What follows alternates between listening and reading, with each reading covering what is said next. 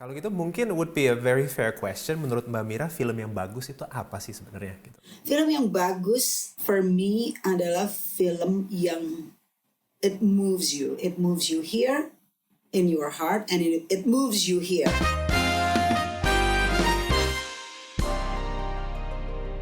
Selamat datang kembali di The Industry, presented to you by Oppo. Sebuah acara mingguan tentang segala hal yang berhubungan dengan industri perfilman Indonesia, di mana saya, Arifin Putra, ngobrol dengan orang-orang berbakat yang memiliki passion yang sama dengan saya, cinema.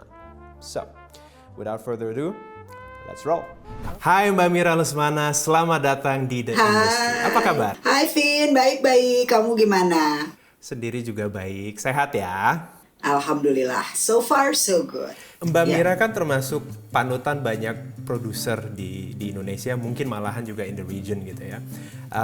Dan pas aku lagi riset Mbak Mira, ada hal yang menarik di bio Instagram Mbak Mira, tulisannya a very independent film producer. Nah, kok aku senyum ya? Kok aku senyum bacanya? Menurut Mbak Mira itu deskripsi yang akurat nggak ya? Ya banyak juga emang yang nanya. I mean, you're either an independent film producer or you're just a film producer. But I want to make sure, jadi aku pengen banget gitu ya memastikan bahwa pertama, I am an independent film producer. Jadi masuk kategorinya itu independent film producer, meaning bukan berada di sebuah studio besar. So it's a small boutique and we produce our own films gitu. Yang kedua, sebenarnya mengapa kemudian di-stress sebagai a very independent film producer? Gue sebenarnya pengen ngingetin juga diri gue sendiri gitu. I should really be producing films that I want. Tidak ada pressure dari manapun. I should be very independent. So that's the stressing of a very independent film producer. Oke.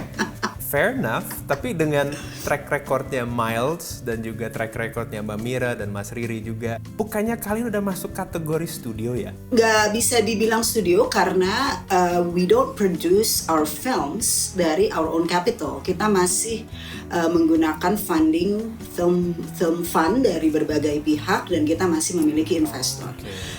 Kalau kita ngomong studio misalnya adalah MD atau Falcon, of course they have their own capital dan atau mereka mungkin mengelolanya secara besar gitu ya, kapital mereka dari beberapa orang gitu untuk waktu yang panjang. Kita total ada 18 orang cuma di Miles. Dan itu pun sudah termasuk 2 office boy dan 3 satpam. So, and a secretary. Okay. Jadi 13 ya? So it's, so 13. So it's very small and itu kan pilihan ya. Of course we can be a studio. Kita cukup established untuk becoming a studio and a lot of investor sebenarnya sudah ingin masuk untuk membuat Miles besar menjadi sebuah studio, but it was a choice gitu. I think itu tadi, our independence will be lost kalau kita menjadi studio besar. Ini bukan cuma karya ya Vin, tapi I like to travel. If you see on my profile also, I say I'm a traveler. Oh, yeah. I like to sit around playing cards, drinking coffee, and I'd like to spend times also with my family gitu. And then Riri sama Toto, which are our partners, gitu bertiga di Miles, are family people as well. Kalau kita menjadi sebuah studio, I don't think we have time for that. We will be, kita harus on terus dan kita harus tentunya membuat karya-karya yang lebih banyak. Kalau sekarang tuh cuma setahun 1, setahun 2. If you're a studio, you can. We will try to be more active setelah COVID ini berlalu, but I would say 3-4 itu will be our maximum gitu, nggak bisa lebih sih kayaknya. Kalau nggak salah, Mbak Mira dulu waktu masih kecil ya, punya mimpi besar tuh ingin menjadi detektif atau ilmuwan. Oh my God, how did you know that? Mbah Google. Okay. Mbah Google. Pas aku baca yes. sih aku kayak detektif cocok sih Mbak Mira. Kenapa juga film pertamanya langsung Petualangan Sherina kan yang sebenarnya waktu kecil itu sebenarnya dampak dari tontonan and books that I read. Yang cerita-cerita detektif itu is my favorite. Bahkan waktu remaja semua buku-buku detektif itu pasti gue baca gitu. Abis itu memang ketika mulai masuk SMP SMA berubah. Pengennya jadi lawyer. Udah keterima sebenarnya di Sydney waktu itu. I was in high schoolnya kan di Sydney. Itu udah automatically I was accepted di law. Tapi then I realized why I wanted to become a lawyer juga karena tontonan. I love courtroom drama. Oke. Kalau begitu kan film itu punya impact yang sangat besar untuk kehidupan Mbak Mira dan juga karir Mbak Mira kan. Nah, kalau gitu mungkin would be a very fair question. Menurut Mbak Mira, film yang bagus itu apa sih sebenarnya? Film yang bagus for me adalah film yang it moves you. It moves you here in your heart and it moves you here. That's for me gitu ya. Jadi selain kita tersentuh sehingga kita melatih kepekaan rasa gitu, tapi dia juga membuat kita tercerahkan dan mau berpikir ulang tentang banyak hal. Dan a lot of films bahkan bisa mengubah cara berpikir gitu, cara berpikir gue gitu ya tentang hidup gitu. But of course further than that, buat gue film yang bagus itu adalah film yang benar-benar bisa memotret karakter dengan utuh gitu. Manusia-manusia dalam film dengan utuh. And this is very important.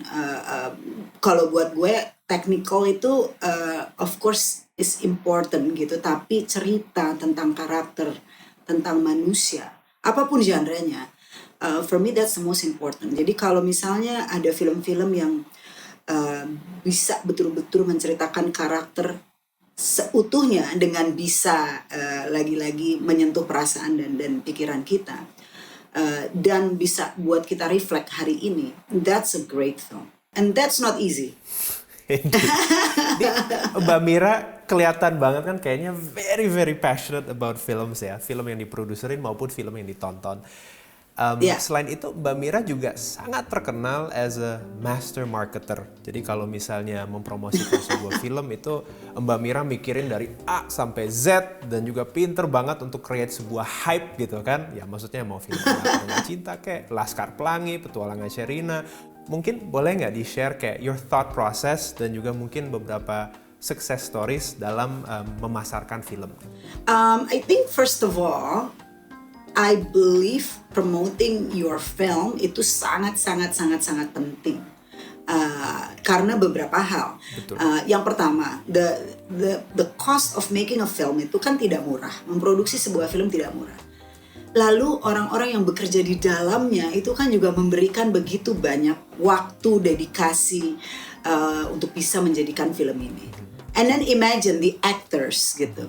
The actors udah pasti adalah orang-orang yang juga bekerja keras untuk menghidupkan film ini. Can you imagine kalau kamu misalnya berada di sebuah film yang kemudian tidak dipromosikan? I mean that will break your heart dong pastinya. Kamu pasti akan merasa, but I work so hard gitu, kok bisa gitu tidak dipromosikan. Itu pertama, it's important. Kedua adalah bahwa kemudian kita harus memastikan publik tahu the kind of film that we do gitu. Sebenarnya gue lumayan lucky karena I spent almost 8 years di dunia advertising. When you have something, whether it's a product ataupun kalau dalam kasus kita adalah sebuah film, kita harus tahu siapa, ini buat siapa gitu, penontonnya siapa, dan kemudian kita harus benar-benar membuat strategi komunikasi to talk to these people that we want to come untuk menyaksikan film kita di bioskop. So, jadi ya selalu aku anggap penting untuk punya tim publikasi and promotion, and of course overall marketing gitu, dan memastikan sebisa mungkin punya biaya yang cukup besar gitu buat promosi. That also nggak selalu terjadi karena memang biaya promosi itu mahal banget. Tapi kalau gitu kan Mbak Mira, aku pernah ngobrol dengan beberapa publicist yang juga bantu Mbak Mira mempromosikan beberapa film Mbak Mira, dan mereka selalu bilang, iya Mbak Mira kalau film-filmnya tuh visinya jelas banget, strateginya jelas banget gitu kan. Tapi setiap film kan it's its own beast gitu kan, maksudnya Laskar Pelangi dan Ada Apa Dengan Cinta nggak bisa disamain. Cara Mbak Mira memutuskan, oke, kita harus promosi seperti ini atau seperti itu how do you come to that conclusion gitu? So first of all, saya selalu bilang sama tim ketika kita pertama kali berkumpul. Sebenarnya waktu berkumpul ini bukan setelah film jadi ya, Vin. we do it very Iya, pasti. early when the script is so when the script is done, disitulah sebenarnya sambil menulis pun sudah mulai berpikir ini cerita buat siapa gitu. So kalau kita bicara misalnya petualangan Sherina, obviously ini buat anak-anak, it's a children's film gitu. Terus kita berpikir, oke, kalau itu is a children's film, nggak mungkin anak-anak datang sendiri ke bioskop. Orang tuanya pasti menemani, atau kakaknya, atau tantenya, atau neneknya, whatever. So the film has to appeal juga kalau bisa untuk the family supaya mereka nggak bete nungguin. Nah, ketika kemudian kita mempromosikan misalnya, this is two different audience nih, anak-anak sama orang tua gitu. So kita harus membuat strategi komunikasi gitu untuk orang tuanya bagaimana, untuk anak-anaknya bagaimana, because you are using bahasa yang berbeda gitu untuk keduanya. Who is your audience? I think that's just the most important thing. Lalu kita mencoba untuk spesifik. But if I may add, sebenarnya juga sering terjadi strategi yang kita pilih itu not necessarily tepat sasaran. Jadi my next thing yang selalu gue kerjakan adalah I tell all my team to stand by on the first weekend because that's when we know whether our strategy is working or not. Kalau miss that weekend, kita keluar hari Kamis, hari Jumat, hari Sabtu, itu kita langsung bisa jadi duduk lagi brainstorm to shift or change some of our strategy. Gitu. Hello everyone, we want to take a quick moment to thank our sponsor Oppo for making this show possible. All video calls and also behind the scenes are shot on Oppo using the Oppo Reno 4 Pro. Pernah nggak kalian mau foto di ruangan yang gelap dan hasilnya itu gelap? Nah, dengan Ultra Dark Mode, kamera Reno 4 Pro akan nerangin daerah yang mau kita foto supaya hasilnya lebih jernih, walaupun cahayanya minim banget. Let's try it out. Seperti kalian bisa lihat ini gelap banget, hampir nggak kelihatan sama sekali. So, let's try. Aha, sudah selesai. Let's see. Wow. Tadi kalian lihat sendiri kan segelap apa? Wow. Hasilnya jernih banget. Alright, and now back to our show. Untuk sekarang ini agak lebih serius sedikit. Aku baca juga Mbak Mira berkali-kali coba melobi pemerintah untuk ganti sistem sensor film. Itu kenapa tuh? Sebenarnya ini terkait dengan kita semua sebagai bangsa sih ya, untuk memutuskan where are we sebagai dulu itu kan di awal-awal tahun 2000-an kita menyatakan bahwa Indonesia harus menjadi masyarakat madani, masyarakat yang bisa memutuskan sendiri what is good for them gitu, untuk menjadi sangat independen. Sensor sebenarnya dimanapun di belahan dunia manapun sebenarnya itu dianggap sebagai sesuatu yang melanggar sebenarnya kebebasan kita untuk menyatakan atau bersuara, karena dia punya kekuatan untuk menggunting, dan menggunting itu sama dengan membungkam gitu. There are things that you cannot say gitu, or you cannot watch. Di sebuah masyarakat yang memang masih belum pandai, sensor dirasakan dibutuhkan gitu. Tapi kan kita sudah menjadi masyarakat yang sudah reformasi, so we have to move forward untuk bisa kemudian menjadi masyarakat yang lebih baik dan lebih cerdas lah gitu. So the word sensor itself mestinya sudah tidak boleh digunakan untuk Indonesia yang sudah reform gitu. Jadi sudah tidak boleh lagi menggunting. So that's why we kept fighting for it. By 2006 sebenarnya, ketika kita akhirnya membawa ini ke Mahkamah Konstitusi, walaupun kita kalah, itu ada pesan dari Ketua MK yang bilang bahwa yes, memang kalah, sensor tidak bisa dibubarkan gitu ya, tidak bisa digantikan, tetapi undang-undang film sudah harus diperbaiki karena harus sesuai dengan spirit of reformasi. Nah, kemudian memang berubah, cuma namanya aja yang nggak berubah, which is unfortunate. Sebenarnya badan sensor kita sekarang itu sudah jauh lebih baik, karena yang mereka lakukan sebenarnya adalah klasifikasi, no longer cutting gitu.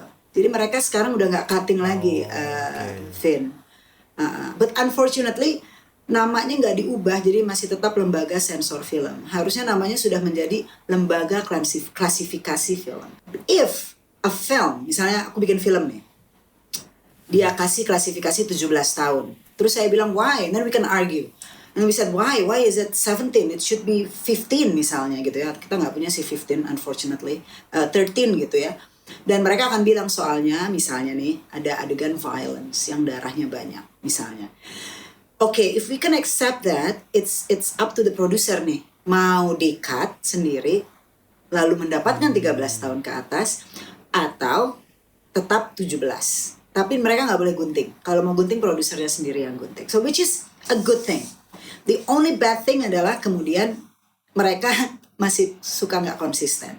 Ada yang kadang-kadang boleh, kadang-kadang enggak. Jadi it's confusing for the producer. Terus mereka juga masih bisa menyatakan film ini tidak lulus sensor. Gitu. Jadi justru tidak lulus sama sekali, tidak declassified.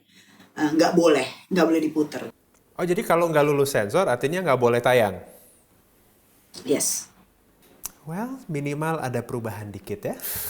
Yes, dan kita semua harus standby. Kalau sampai melenceng lagi, of course we have to be vocal ya.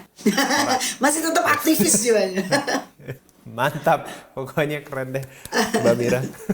Kalau untuk Mbak Mira, dengan semua yang sudah terjadi di tahun 2020 ini, apa sih what's next for Mira Lesmana? I just want to keep making films, better films. I really enjoy the process of making film, because for me making film itu is a proses belajar gitu. As a human being gitu. I learned a lot from making films. I learned a lot dari film-film yang I watch. I learned a lot from making stories and character. So for me, it's a journey. The whole thing is a journey, and when you're on a journey, you don't really want to end. You don't really want to have. I don't want to have like that's where I'm gonna stop. Gitu. My hope is it will keep getting more exciting and adventurous, try new things, or do old things yang dulu pernah kita kerjakan lagi, and just keep being very independent producer in doing whatever I can gitu to make people happy and to make myself happy as well. Kalau Mbak Mira misalnya bisa balik ke tahun 1983, waktu pertama kali balik ke Indonesia setelah sekolah di Australia. What would you tell young Mira? Apa sih yang akan dibilang ke Mira kecil atau Mira muda? Apakah menjalankan hal yang sama persis seperti sekarang, atau justru Mbak Mira akan bilang, yuk kita coba sesuatu yang berbeda? No, I think I would still say bagus banget gue mendengarkan apa yang bokap gue almarhum bilang gitu, bahwa I will not change anything, karena dia bilang you have to love what you do, but you have to study for what you do gitu. Terus ada kemungkinan besar kamu tidak bisa menjadi orang kaya gitu, dia bilang, dengan bekerja seperti ini gitu. Tapi tidak apa-apa tidak menjadi orang kaya because you love what you do. And that's what I think that's what it is. That's the key of I would say I'm actually very very rich gitu. Ya mungkin bukan secara ekonomi atau kehidupan yang glamour, but I think I have lots of friends, I have lots of films, and I can do what I love, and I think that's the best thing you can get, I think, in life. Keren. Right? Karena aku juga tipe orang yang ya udah pokoknya apapun yang terjadi di masa lalu ya itu yang membentuk kita di masa kini kan. So Absolutely. ya no regrets gitu. Apapun No yang regrets. terjadi ya sudah terjadi. Keren, pokoknya keren banget. Thank you banget Mbak Mira. Thank you banget untuk menyediakan waktu. Terima Yes. kasih banyak sudah bersedia untuk menjawab pertanyaan ini. Maaf It's kalau ada been pertanyaan fun talking to you. Not at all. Please don't stop what you're doing. Please continue what you're doing, dan Amin. please Terima keep on kasih. inspiring all of Indonesia. Thank you, Finn. Terima Thank you kasih so banyak. much. Itu dia, Mira Lesmana, produser legendaris yang benar-benar mencintai pekerjaannya dan sangat independen. Beliau tidak takut untuk mundur beberapa langkah setelah mengalami kesuksesan agar tetap rendah hati untuk kemudian maju lagi dan meraih kesuksesan selanjutnya. Luar biasa.